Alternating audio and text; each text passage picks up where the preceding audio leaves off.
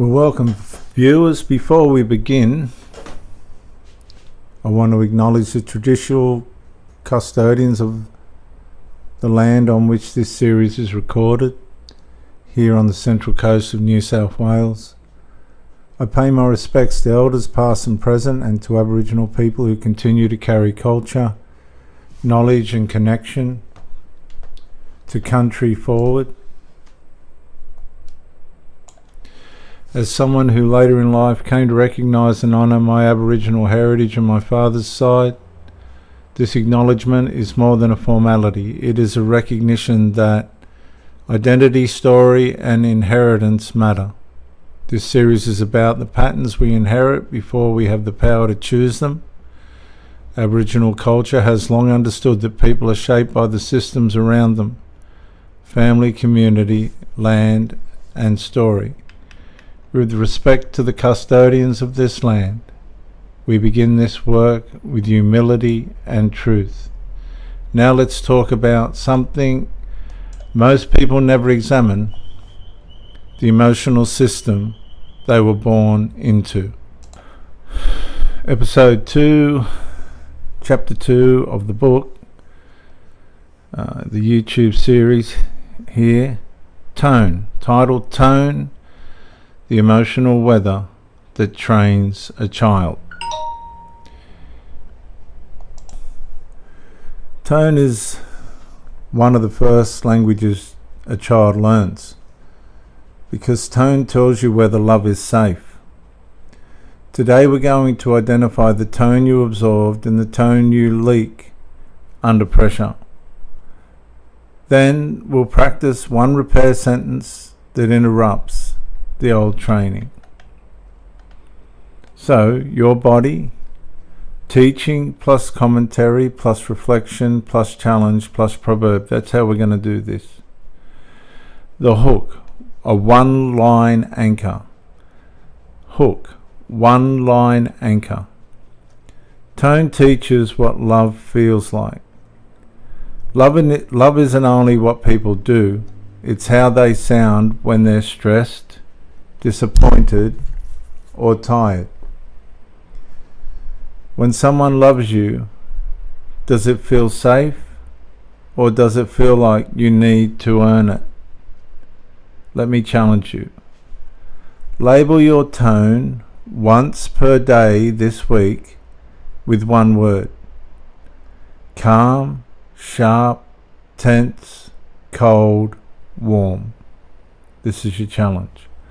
Label your tone once per day this week with one word, either calm, sharp, tense, cold or warm.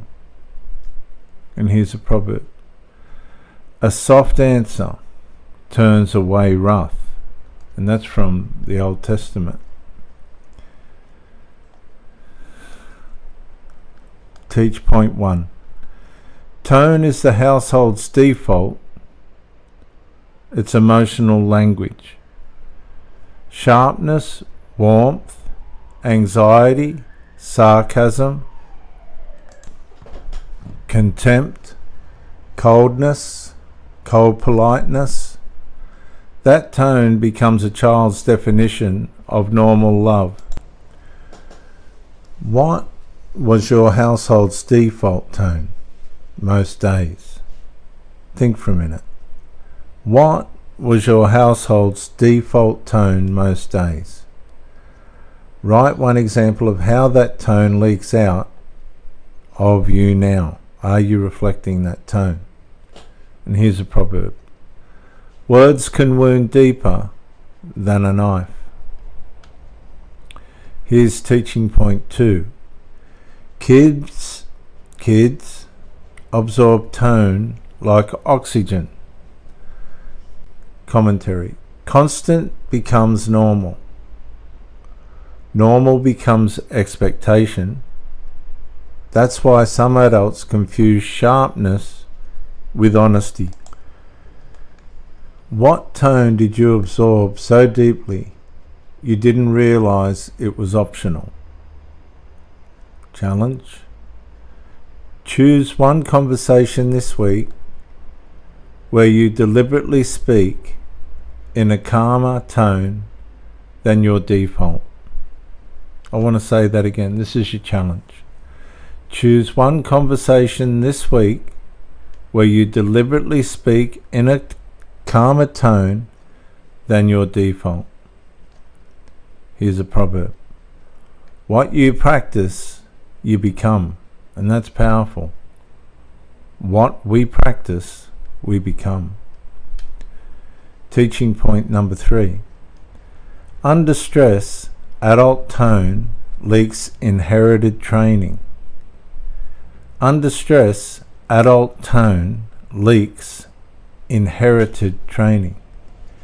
You can hate your childhood tone and still reproduce it automatically when pressured. Let's reflect. What phrase or tone comes out of you that you swore you'd never use when under pressure? Let me challenge you.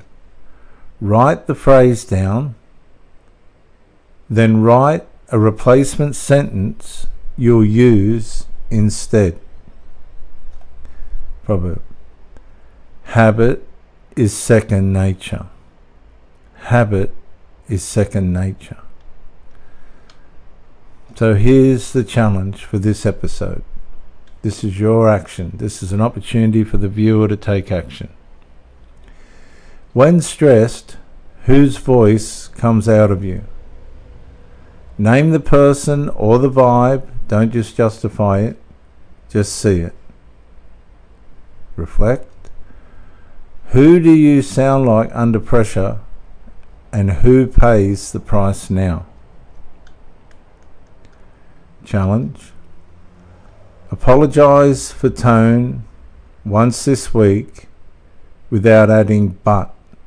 If you sense that your tone is not the way that it should be, just apologize without saying but. And here's a proverb. Pride goes before a fall. And that's from the Old Testament. Practice. Here's a skill. Practice a tone repair sentence. My tone was sharp. That's on me. Repair tone without defending your intent. Say it, then stop talking and let it land. Reflect. Can you own tone without explaining why you were right? Can you just own it without explaining why you were right? Can you identify it and go, right, I can fix this, or I need help with this? Here's a challenge.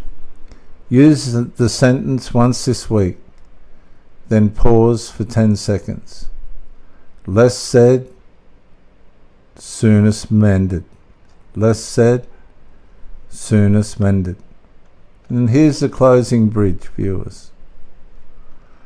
Tone is training. Challenge it deliberately. Tone is one of the fastest ways to interpret transmission in your home today. What tone do you want your relationships to feel like? Here's a challenge. Pick one relationship and commit to calm tone for 7 days. One relationship, one calm tone for 7 days.